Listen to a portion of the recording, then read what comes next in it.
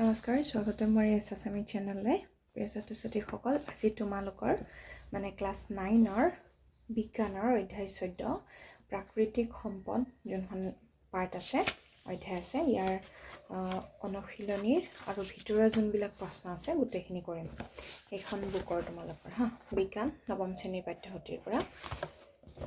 অধ্যায় 14। এইটো লেশ্যনৰ যিমানখিনি ভিতৰৰ প্ৰশ্নাৱলী এনেকৈ ভিতৰত দিয়া আছে, প্ৰশ্নাৱলী পেজ নম্বৰ 193, এইকেইটা প্ৰশ্নাৱলীৰ যিমানখিনি প্ৰশ্ন আছে গোটেইখিনি দিম। তাৰ লগতে প্ৰশ্নাৱলী এইখিনি, তাৰ লগতে অনুশীলনীৰ যিমানখিনি প্ৰশ্ন আছে গোটেইখিনি দিম।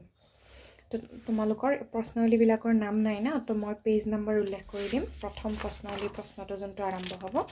তাৰ ওপৰতে মই পেজ নম্বৰ দি দিম, তোমালোকে সুবিধা হ'ব বিচাৰি ওলাওঁতে এইকেইটা, আৰু লাষ্টত অনুশীলনীৰ কুৱেশ্যন আনচাৰখিনি কৰিম। তো ব'লা, ভিডিঅ'টো আৰম্ভ কৰাৰ আগতে মোৰ চেনেলটো ছাবস্ক্ৰাইব কৰি দিবা, লাইক আৰু কমেণ্ট এটা জনাই দিবা। প্ৰথম অনুশীলনীৰ যোনটো আছে পেজ নম্বৰ 193 পেজত চাবা, প্ৰশ্নটো পাই যাবা। তো প্ৰশ্নটো হৈছে, আমাৰ পৃথিৱীৰ বায়ুমণ্ডল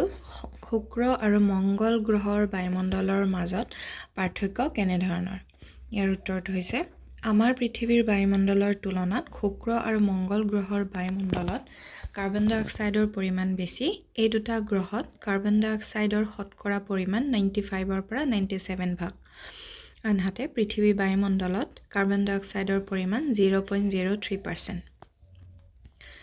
এইটো একচুৱেলি দাঢ়ি দিয়া হৈছে, এনেকৈ যে দিয়া আছে এইটো দাঢ়ি হয়, তোমালোকে অলপ দূৰত দিব পাৰা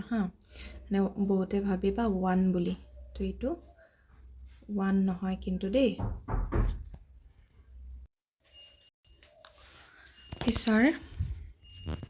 পিছৰ প্ৰশ্নটো হৈছে,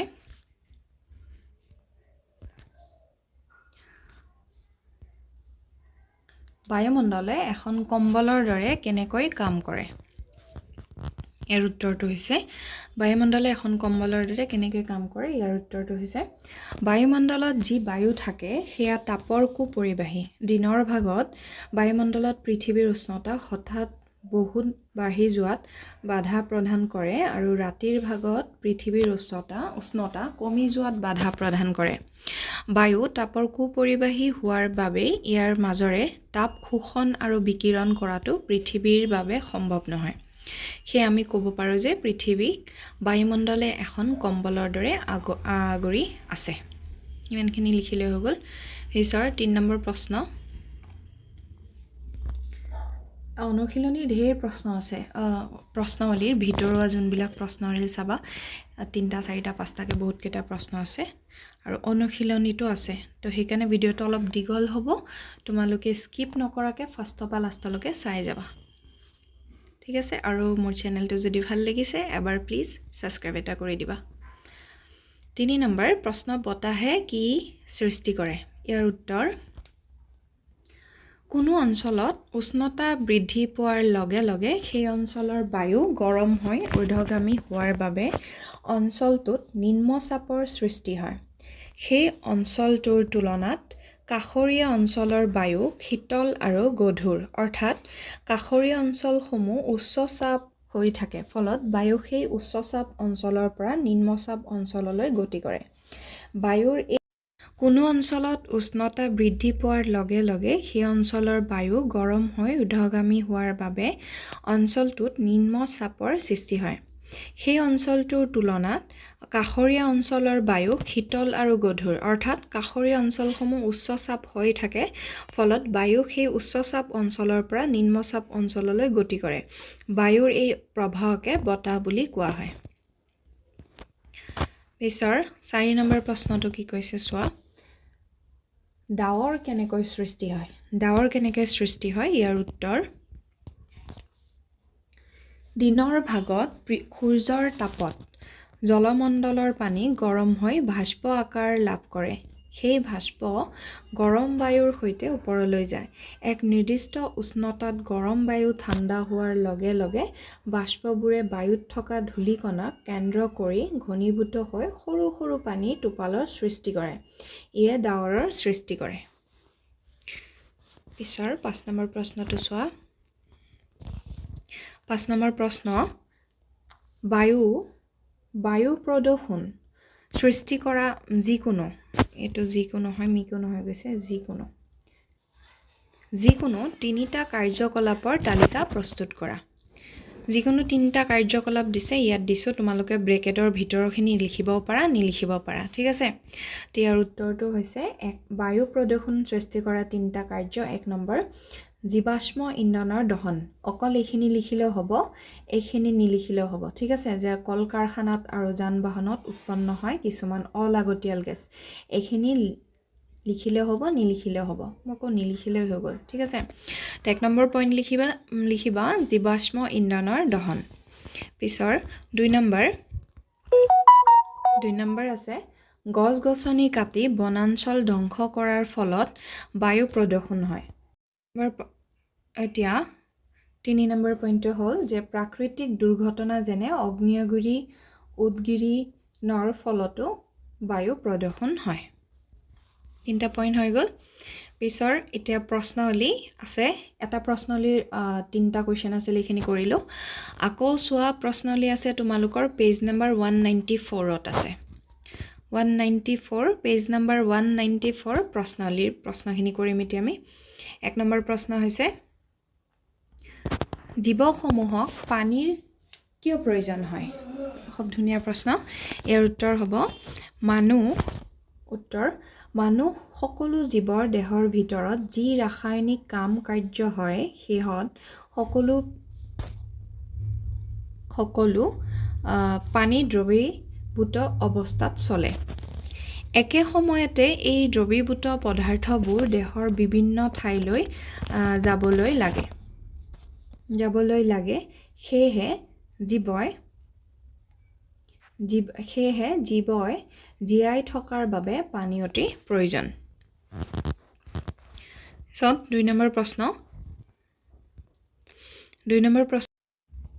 2 নম্বৰ প্ৰশ্নটো হ'ল নগৰ মহানগৰ গাঁও অঞ্চলৰ নিৰ্মল পানীৰ উৎস কি তুমি ক'ত বাস কৰা ইয়াৰ উত্তৰ হ'ব নগৰ মহানগৰ আৰু গাঁও অঞ্চলৰ মুখ্য নিৰ্মল পানীৰ উৎস নদী হ্যাদ আদিৰ পানী মই গাঁও অঞ্চলত বাস কৰোঁ তোমালোকে চহৰ অঞ্চলত লিখিলে চহৰ লিখিবা যোনে গাঁৱত বাস কৰা গাঁও বুলি লিখি দিবা নিশ্চয় 3 নম্বৰ প্ৰশ্ন কি কাৰ্যকলাপৰ বাবে পানী প্ৰদূষণ হ'ব পাৰে ঠিক আছে ইয়াৰ উত্তৰ হৈছে পানী প্ৰদূষণ হ'ব পৰা মুখ্য কাৰ্যকলাপসমূহ 1 নম্বৰ কাৰখানা উদ্যোগ আদিৰ পৰা ওলোৱা ৰাসায়নিক পদাৰ্থ পানীৰ লগত মিহলি হোৱাৰ ফলত পানী প্ৰদূষিত হয় 2 নম্বৰ কৃষি ক্ষেত্ৰত ব্যৱহৃত সাৰ কীটনাশক বৰষুণৰ লগত গৈ নদী হ্ৰদত পৰিলে পানী নষ্ট হয় বা পানী প্ৰদূষিত হয় 3 নম্বৰ ঘৰৰ মলা অপদাৰ্জনা পানী হ্ৰদত পেলালে পানী প্ৰদূষিত হয় 4 নম্বৰ উদ্যোগ বা জলবিদ্যুৎ প্ৰকল্পৰ তাপ ধাৰণ কৰা পানী নদীত পেলালে মানে গৰম পানী নদীত পেলালে পানীৰ উষ্ণতা বাঢ়ে আৰু পানী প্ৰদূষিত হয় 4টা পইণ্ট লিখিলে হৈ গ'ল এতিয়া তোমালোকৰ প্ৰশ্নাৱলী আকৌ এটা বেলেগ প্ৰশ্নাৱলী আছে পেজ নম্বৰ আছে তোমাৰ 196 পেজ নম্বৰ 196 ত আছে নতুন প্ৰশ্নাৱলী ইয়াৰ কেইটামান প্ৰশ্ন আছে ইয়াৰ প্ৰথম প্ৰশ্নটো হৈছে মাটি কেনেকৈ গঠন হয় ইয়াৰ উত্তৰ অতীতৰ পৰা হাজাৰ কোটি বছৰ ধৰি বিভিন্ন ভৌতিক ৰাসায়নিক আৰু জৈৱিক পৰিঘটনাৰ ফলত পৃথিৱীৰ উপৰিভাগত থকা কঠিন শিলাস্তৰ ভাঙি চূৰ্ণ বিচূৰ্ণ হৈ সৰু সৰু কণিকাত পৰিণত হয় আৰু এনেকৈ মাটিৰ গঠন হয় শিলাস্তৰৰ পৰা মাটি গঠন কৰাৰ কাৰক কেইটা হ'ল সূৰ্যৰ তাপ পানী বতাহ আৰু লাইকেল জাতীয় জীৱ বাস ইমানখিনি লিখিলে হ'ল ভিডিঅ'টো ৰখাই কেনে লিখি ল'বা তোমালোকে পিছৰ 2 নম্বৰ প্ৰশ্ন মাটি ক্ষয়ীভৱন কি ঠিক আছে ইয়াৰ উত্তৰ পানী বা বতাহৰ দ্বাৰা মাটিৰ ওপৰৰ স্তৰৰ এটাইৰ পৰা আন ঠাইলৈ যোৱাৰ ফলত মাটি ক্ষয় হয় প্ৰক্ৰিয়া ক্ষয়ীভৱন বোলা হয় পানী বা বতাহৰ দ্বাৰা মাটিৰ ওপৰৰ স্তৰ এঠাইৰ পৰা আন ঠাইলৈ লৈ যোৱাৰ ফলত মাটি ক্ষয় হোৱা প্ৰক্ৰিয়াক ক্ষয়ভ্ৰমণ বোলে 2 নম্বৰ হৈ গ'ল 3 নম্বৰ প্ৰশ্নটো চোৱা 3 নম্বৰ প্ৰশ্ন আছে মাটি ক্ষয়ভ্ৰমণৰ পৰা ৰক্ষা কৰিবলৈ কি কি ব্যৱস্থা হাতত ল'বা এটো তোমালোকক খুদিছে ইয়াৰ উত্তৰবিলাক হ'ব উত্তৰ মাটি ক্ষয়ভ্ৰমণ ৰোধ কৰিব পৰা ব্যৱস্থাবোৰ হ'ল 1 নম্বৰ বৃক্ষৰোপণৰ জৰিয়তে মাটিৰ ক্ষয়ভ্ৰমণ ৰোধ কৰিব পাৰি গছ ৰুলে মাটিৰ ক্ষয় হোৱাটো মাটি কমি যায় 2 নম্বৰ মাটিসমূহ ঢাকি ৰখা শস্য কৰি ক্ষয়ভ্ৰমণ ৰোধ কৰিব পাৰি দুটা লিখিলেই হৈ গ'ল হা এটা হৈছে বৃক্ষৰোপণ দুটা হৈছে মাটিসমূহ ঢাকি ৰখা শস্য ৰোপণ কৰিলে মাটি ক্ষয়ভ্ৰমণ ৰোধ কৰিব পাৰি পিছৰ এতিয়া হেতু প্ৰশ্নাৱলীৰ কোৱেশ্চন আনসাৰ শেষ হৈ গ'ল এতিয়া নেক্সট প্ৰশ্নাৱলী আছে পেজ নম্বৰ 201 এটো তোমালোকৰ অনুশীলনীৰ ওপৰত চাবা প্ৰশ্নাৱলীবিলাক তাৰে উত্তৰবিলাক পেজ নম্বৰ 201 এৰ 1 নম্বৰ প্ৰশ্ন কৈছে যে কি কি অৱস্থাত জলচক্ৰত পানী পোৱা যায় ইয়াৰ উত্তৰ জলচক্ৰত পানী এই তিনিটা ৰূপত পোৱা যায় কি কি অৱস্থাত জলচক্ৰত পানী পোৱা যায় তিনিটা অৱস্থাত পানী পোৱা যায় 1 নম্বৰ গোটা অৱস্থাত বৰফ আকাৰে 2 নম্বৰ জলীয় অৱস্থাত নদী হ্ৰদ সাগৰ মহাসাগৰ বা ভূগৰ্ভত পানী পোৱা যায় মানে মাটিৰ তলত ভূগৰ্ভ মানে মাটিৰ তলত 3 নম্বৰ গেছীয় অৱস্থাত জলীয় বাষ্প হিচাপে পানী পোৱা যায় এই তিনিটা প্ৰকাৰে জলচক্ৰত পানী পোৱা যায় এটা হৈছে গোটা 2 নম্বৰ জলীয় 3 নম্বৰ গেছীয় শৰ্টত 1 মাৰ্কছৰ যদি আহে এনেকৈ লিখি দিব পাৰা কি কি অৱস্থাত জলচক্ৰত পানী পোৱা যায় গোটা জলীয় আৰু গেছীয় এইখিনি লিখিলেও হৈ যাব সো 2 নম্বৰ প্ৰশ্ন জৈৱিক কাৰণত প্ৰয়োজনীয় অক্সিজেন আৰু নাইট্ৰজেন যুক্ত দুটা যৌগৰ নাম লিখা ইয়াৰ উত্তৰ প্ৰয়োজনীয় যৌগ হ'ল 1 number nucleic acid 2 number protein বা অ্যামিন এসিড তোমালোকে এই ব্ৰেকেটৰ এইখিনি লিখিলেও হ'ব নিলিখিলেও হ'ব তো নিলিখিলে ভাল হ'ব মনত নাথাকিব পাৰে অকল 1 number nucleic acid 2 number protein বা অ্যামিন এসিড লিখিলেও হৈ যাব 3 নম্বৰ প্ৰশ্ন বায়ুত CO2 ৰ পৰিমাণ বৃদ্ধি কৰা মানুহৰ দ্বাৰা সংঘটিত তিনিটা কাৰ্যকলাপ উল্লেখ কৰা ইয়াৰ উত্তৰ হ'ব CO2 ৰ পৰিমাণ বৃদ্ধি হোৱা কৰা কাৰ্যবোৰ হৈছে 1 নম্বৰ বনাঞ্চল 1 নম্বৰ হৈছে বনাঞ্চল ধ্বংসৰ ফলত বায়ুমণ্ডলত CO2 ৰ পৰিমাণ বৃদ্ধি হয় বনাঞ্চল ধ্বংস হোৱাৰ পিছত কাৰ্বন ডাই অক্সাইডটো বাঢ়ি যায় 2 নম্বৰ জীৱাশ্ম ইন্ধন দহন কৰাৰ ফলত CO2 বৃদ্ধি হয় যেনে গাড়ী মটৰ চলাচলত দহন হোৱা পেট্ৰল এটো ডিজেল হয় পেট্ৰলৰ পৰা CO2 উৎপন্ন হয় আৰু বায়ুমণ্ডলত ছটিয়াই পৰে এটো ডিজেল হয় এটো ডিজেল কাটি দিব পৰা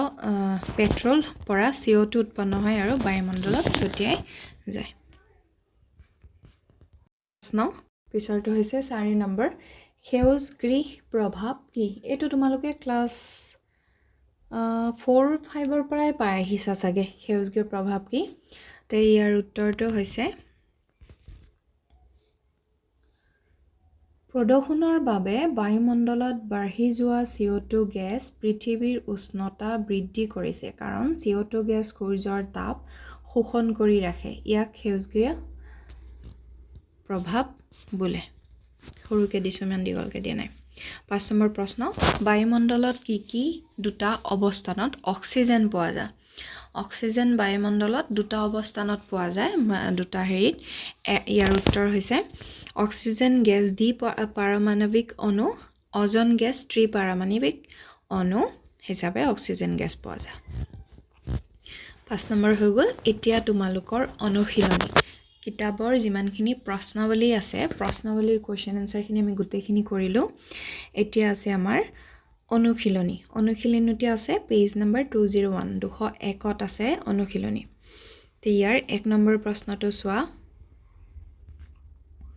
1 নম্বৰ প্ৰশ্ন জীৱৰ কাৰণে বায়ুমণ্ডলৰ প্ৰয়োজন কি জীৱৰ কাৰণে বায়ুমণ্ডলৰ প্ৰয়োজন কি ইয়াৰ উত্তৰ